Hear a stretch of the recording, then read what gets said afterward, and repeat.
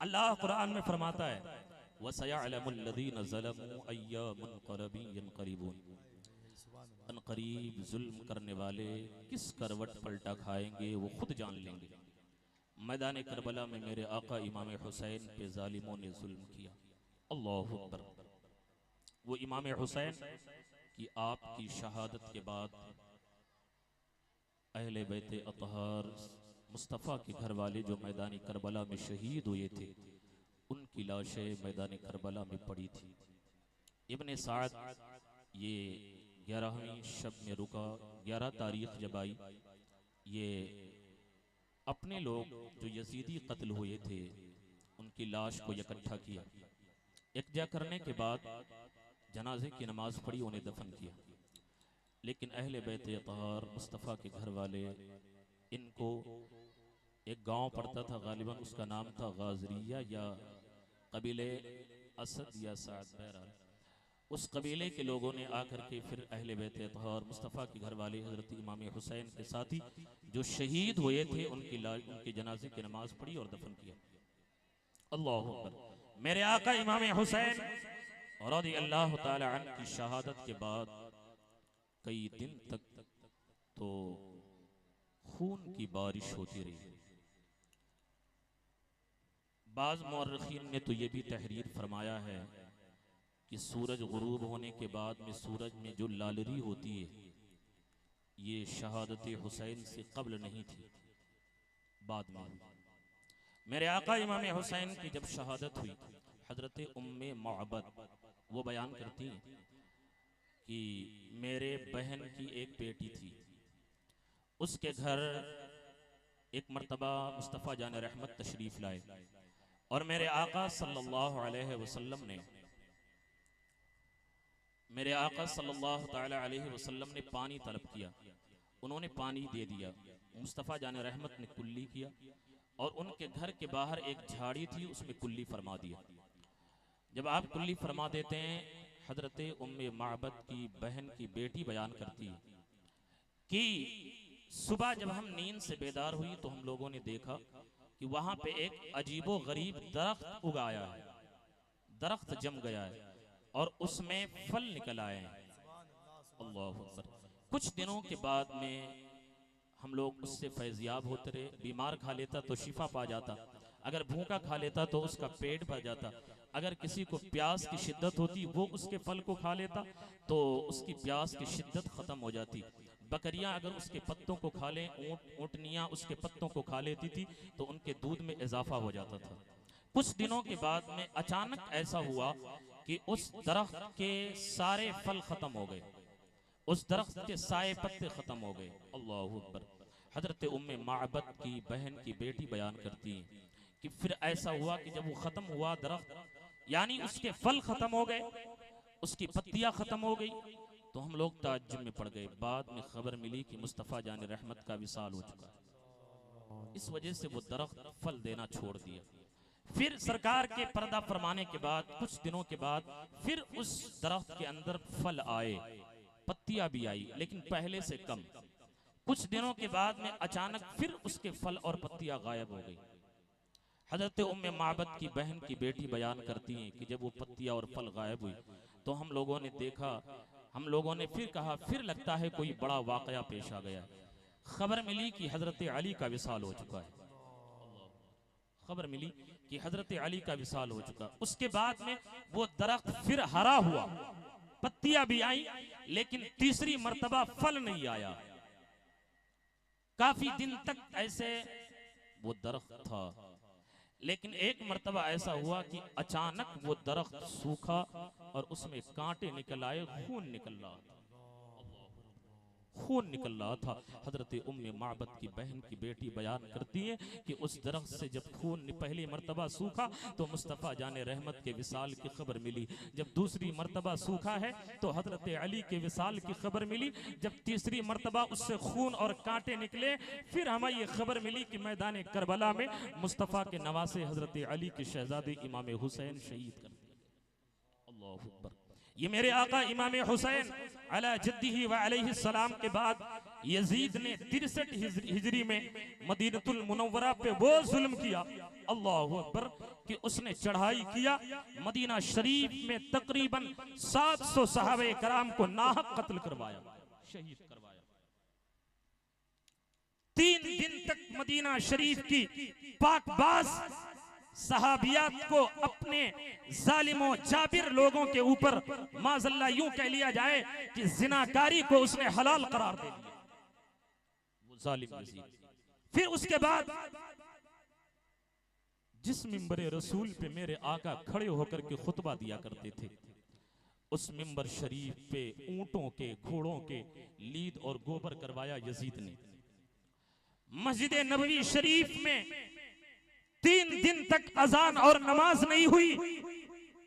अल्लाहु अकबर, वो मस्जिद नबवी जिसे मुस्तफ़ा जाने रहमत ने अपने दस्ते मुबारक से तामीर किया था, जिसके पत्थर को मुस्तफ़ा जाने रहमत ने उठाया था।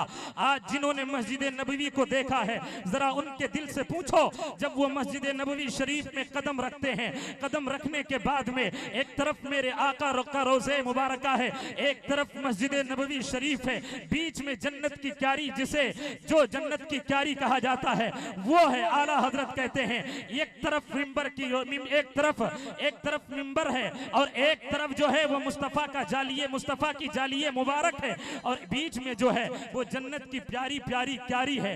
वो मेरे मुस्तफ़ा जाने रहमत की मस्जिद नबवी शरीफ, जिसे मुस्तफ़ा जाने रहमत ने सहाबा के साथ मिलकर के तामीर किया था।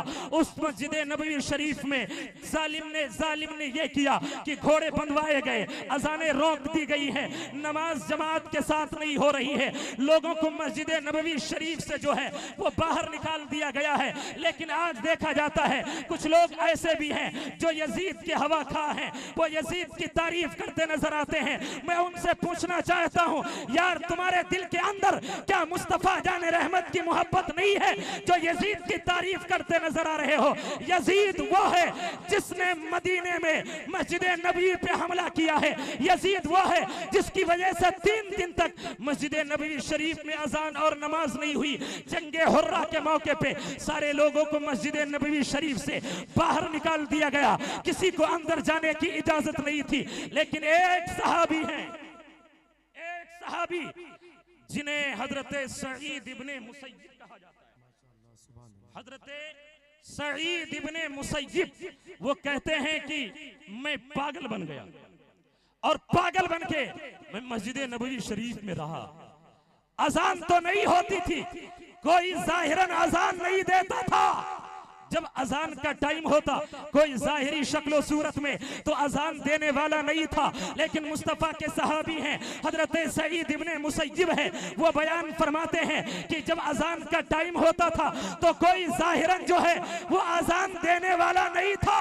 लेकिन जब मैं मुस्तफ़ा के रोज़े अनवर के करीब होता तो जब अजान का टाइम होता था तो मुस्तफ़ा के रोज़े अनवर से अजान की आवाज आया करती थी। तभी तो आला हजरत ने कहा है, तू जिंदा है वल्लाह, तू जिंदा है वल्लाह, मेरे चश्मे आलम से छुप जा। नारे तकबीर, नारे रिसालत, जिक्रे शुहदाए करबला, अज़मते इमामे हुसैन, शाने अहले बैते मुस्तफा। नारे तकबीर, नारे रिसालत। ये मेरे आका इमाम हुसैन के दीवानों,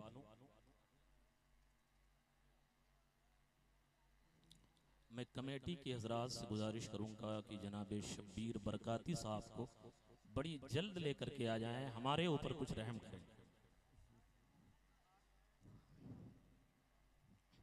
मेरे आका इमाम हुसैन अला जद्दिही व अलैहि सलाम के शहादत के बाद आपका सर मुबारक खुली के हाथ में जो नेज़ा था उस पे चढ़ाया गया था। लेकिन मेरे आका इमाम हुसैन शहादत के बाद नेज़े पे चढ़ के कुरान पढ़ रहे थे।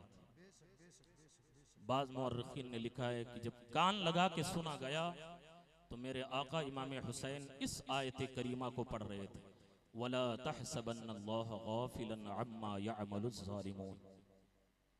अल्लाह, मेरे आका इमाम हुसैन का सर मुबारक मैदान करबला से इब्ने ज़ियाद के दरबार में कूफा के अंदर पेश किया गया।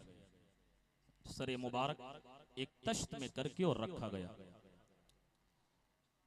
ये उबैदुल्लाह इब्ने जियाद, इसने अपने हाथ में एक छड़ी लिया और लेने के बाद मेरे आका इमाम हुसैन का सर मुबारक रखा था तश्त में।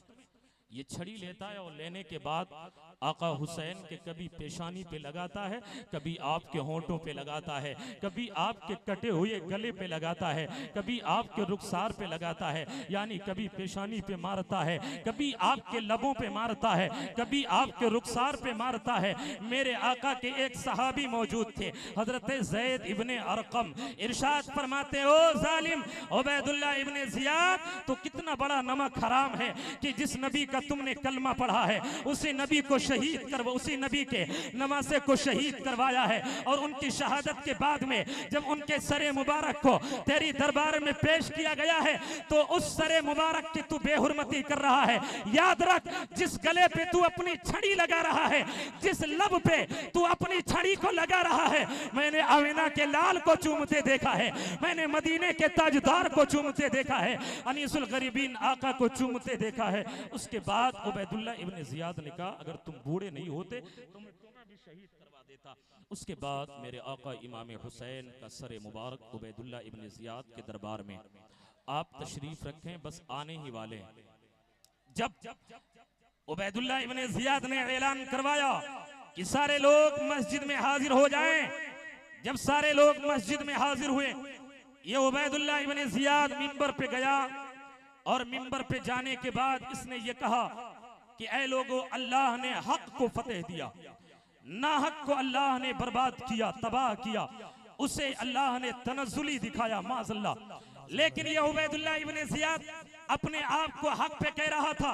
आका हजरत अली की शान में गुस्ताखिया कर रहा था, आका इमाम हसन की शान में गुस्ताखिया कर रहा था, आका इमाम हुसैन की शान में जो है वो गुस्ताखिया कर रहा था। तो मेरे आका के एक सहाबी हजरत अब्दुल्ला इब्ने अफीफ अज़दी जो थे, ये खड़े हुए, इन्होंने इरशाद फरमाया, ए उबैदुल्लाह इब्ने जियाद, तू हजरत अली की शान में गुस्ताखिया करता है, आका इमाम हसन की शान में गुस्ताखी करता है, आका इमाम हुसैन की शान में गुस्ताखी करता है। तुझे नहीं मालूम है, अगर हुसैन के नाना को देखो तो वो भी लाजवाब हैं, अगर इनके बाप को देखो तो ये भी लाजवाब हैं, अगर इनकी माँ को देखो तो वो भी लाजवाब हैं, अगर इमाम हसन को देखो तो वो भी लाजवाब हैं, अगर इमाम हुसैन को देखो तो वो भी लाजवाब हैं। और आगे बढ़ करके देख, अगर इनके नाना को देखेगा तो सैयदुल अंबिया हैं, अगर इनके बाप को देखेगा तो सैयदुल औलिया हैं, अगर इनकी माँ को देखेगा तो जन्नती औरतों की सरदार हैं, अगर इनके भाई इन हैं और इनके भाई को देख तो ये जन्नती जवानों के सरदार हैं। और आगे बढ़ करके देख, इनके नाना को देख तो नूर हैं, इनके बाप को देख तो नूर हैं, इनकी माँ को देख तो नूर हैं, इन दोनों भाइयों को देख तो नूर है। तभी तो इमाम अहले सुन्नत ने कहा है, या रसूल अल्लाह, तेरी नस्ले पाक में है बच्चा बच्चा नूर का, तू है आईने नूर, तेरा सब घराना नूर का, नूर की सरकार से पाया तो शाला नूर का, हो मुबारक तुमको ज़ुन्नूरैन जोड़ा।